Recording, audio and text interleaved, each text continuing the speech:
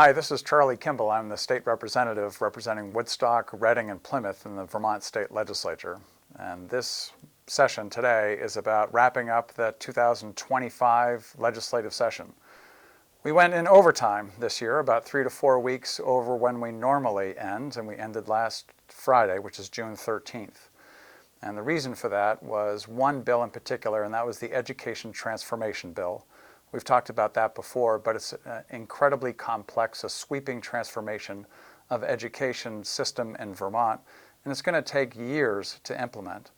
This year was just the first step in really looking at some of the most important issues, and it's addressing three basic things: governance, how are school districts structured in the state, and going from 119 school districts to a smaller number, probably 10 to 20. That's the first part. The second part is looking at school delivery or education delivery and what type of facilities do we have, what are classroom sizes. So those things are very important, and that's how you achieve scale. The third thing is funding, and that is how are we paying for education now and in the future, and making a move from what we're currently doing to a foundation formula, which is used in most states in the country as it is now. So, and that has some sweeping changes to it too. Instead of a school voting on their local school budget, the state gets into the position of saying, this is the amount of money you have to spend based on the characteristics of the students that are attending. So that's a big change. It also allows for school districts to raise additional money above what the state says you can do if the voters approve it, and that's limited to 5% over the amount that the state sends. So those are huge things. So the first thing we have to do with that is decide what the school districts look like. And we came up with a school district redistricting task force, and they're beginning their work this summer, starting July 1st, on or about. And they have to make recommendations to the legislature in December for the legislature to vote on it. And that's really the hard work, is figuring out what the school districts in the future look like, because it's not going to be the same districts in rural areas as it is in urban areas in northwestern Vermont. So that's the first piece. The second piece, we're going to have to revisit this foundation formula again. Some of the people in the Senate committee didn't think it costs more to educate, or did think that it costs more to educate high school students than it does elementary school students in Vermont. All the research that we saw on the House side said it doesn't cost anything different. So we have another study to go in and come back to us in January so we can vote on it then. There's also pre-kindergarten. How much do we weight pre-kindergarten students, and how do we pay for it? Because there are a lot of private providers of pre-kindergarten education that are not inside the public school system. So perhaps there's a different way to pay for that. There's also special education, which is an incredible cost driver in your education system. And we're looking for a study to be completed about those extraordinary costs that are charged, which are about $70 million per year in the school budget. So those are huge items that still have to be decided in the next session. Some of the other things, it's not just about education transformation. We passed a $9 billion budget, and it's a balanced budget. A lot of people ask, is it balanced? Yes. The state doesn't have a requirement in its constitution, but the state has a practice of always balancing its budget. Now, the sources of funding for that come down to 4 different buckets. What's your general fund, education fund, what's your transportation fund, and then kind of all other. The education fund alone is $2.4 billion. And the general fund is 2.6, I believe. And those are about 4% higher than what the 2025, we're in the current 2025 fiscal year, is. So those are big. What that means for the voters, too, on the education piece, is that your property tax rates will go up at about an average of 1.1%. And in the Mountain View School District, you'll actually see a property tax decrease for most communities. I think Plymouth is still going to have an increase. So that is because of the use, and two things. One is the careful budgeting of the school district, and I have to acknowledge that. The second is that we've used $77 million in general fund surpluses and $41 million in surpluses from the education fund to really lower the amount to be raised by property taxes. So that's one-time monies used for really an recurring expense. So the pressure will be on for next year. Within that budget, there's also about $100 million is put in reserve because we don't know what's happening at the federal level. We've already experienced some cuts in funding to existing programs. So there's really a lot of concern about funds that are already allocated but could be rescinded for broadband expansion and other programs such as that. So we have to keep some money in reserve to anticipate additional cuts. In all, about 35% of our funding comes from the federal government. So it's really important to keep track of what's going on. And that's also part of the legislative process this summer, is to find out what's happening, what kind of rescissions are being made, and what do we have to do to kind of compensate for it. Some of the other things that happened in this legislative session, there were several bills around health care. Health care is an incredibly large expense for not only the state but also Vermonters. Part of it's health care insurance plans.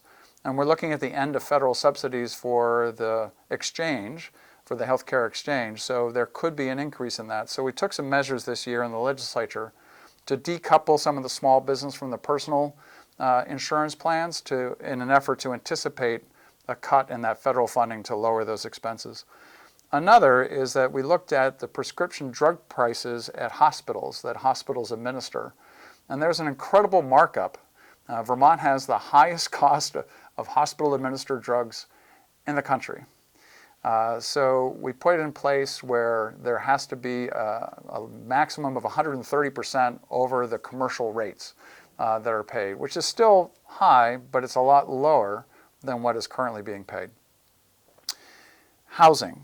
So we passed a major housing bill in this legislative session that includes something called the Community and Housing Infrastructure Program. This uses tax increment financing to pay for infrastructure that would then result in new housing units.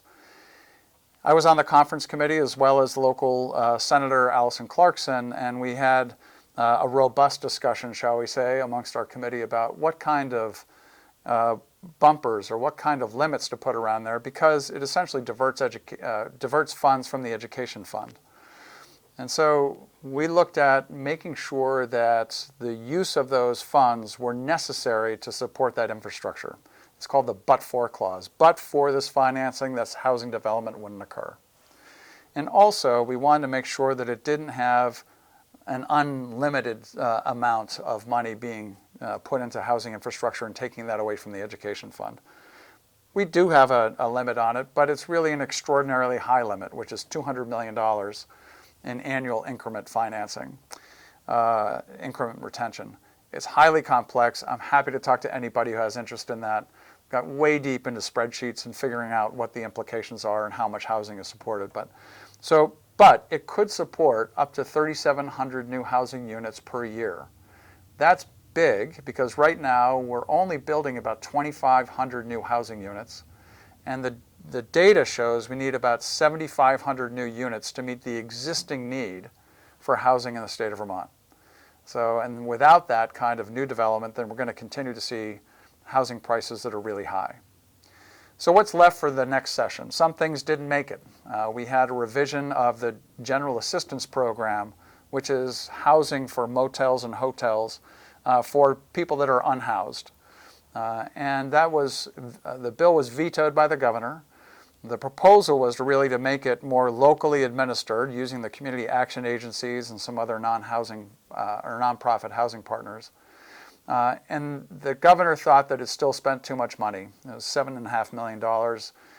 But the reality is that that money is going to be spent, or actually more is going to be spent in this coming year without really planning for what the future lies. We really do need a comprehensive solution to our housing crisis for those that can't afford housing. And that bill that he vetoed did that. So that's unfortunate. Other things, something that didn't happen this year was movement on the clean heat standard. There was a lot of objection to possible taxes on gasoline or other fuel oils used, so to encourage greater conservation. So the Public Utilities Commission had done a study and said that the way it had been proposed by the legislature was too cumbersome, so the legislature didn't act on it. So it's not in place, and it's basically put to a future legislature to deal with that. On July 1st of this year, the Vermont Climate Action Council is responsible for coming up with a new plan for climate action, and that may include something like the clean heat standard. It could come up with something else. So we'll wait to see what that plan is on July 1st. Other things, there's so much left for just the education transformation process that is going to be discussed every year. There are other things as well in terms of economic development. There's things in the court system. I've got a 9-page summary, which I'm going to post to my website at charlieforvermont.com, that has a list of all the bills that did get passed in this legislative session. And it was about 100. But they're complex. Each one has a lot of information, a lot of testimony that went behind it. So I'll post that and so you can take a look at it. But those are the major issues that affected the 2025 legislative session. And we'll begin again. I mean, there are already study committees and that kind of stuff over the summer. But we'll begin meeting as a body in January of 2026, not until then. So in the meantime, legislators like me will be going around to the community events and holding community forums to really find out what's on people's minds, what's the most concerning, what the reaction is to the legislation we just passed. Did we miss something? Did we not get it right? Or how can we help Vermonters? So that's what we're going to be working on between now and January, and I look forward to engaging you and finding out what is most important to you. So I'm going to post the 9-page summary of all the bills that we passed, but I'd really like to hear from you and find out what you think of what we did this legislative session and what you think is still missing. And so we are a responsive legislature. It's small, so your input does matter. I'd really like to hear from you and find out how we doing. So my email is it's kbellvt@gmail.com. But you can visit the website that I've got for my campaign and also for just my serving in the legislature, and that's charlieforvermont.com. So please reach out to me. Happy to talk and see what's on your mind. Thanks again for listening.